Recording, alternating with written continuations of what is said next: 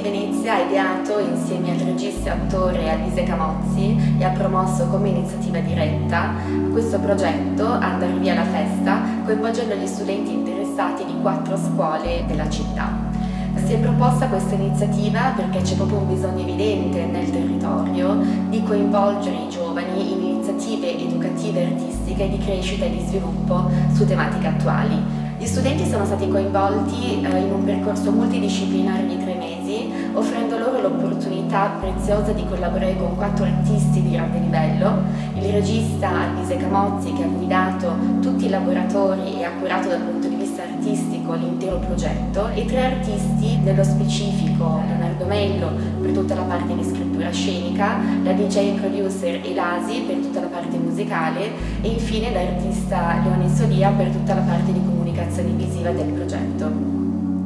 Ho cercato di mettere a disposizione, di coinvolgere le ragazze e i ragazzi nei percorsi creativi che io di solito frequento per creare i miei spettacoli, i miei lavori. L'obiettivo era quello di creare uno spettacolo insieme. Il desiderio era quello di dare voce e corpo ai cuori e ai pensieri delle ragazze e ragazzi che abitano questa città, Venezia, di aprire uno spazio creativo, secondo me inedito almeno per come l'abbiamo immaginato, per come l'abbiamo articolato. Durante 3 mesi, tutte le settimane, più volte alla settimana, ci si incontrava nei diversi istituti superiori della terraferma e del centro storico per creare collettivamente uno spettacolo insieme, scritto con loro e realizzato da loro.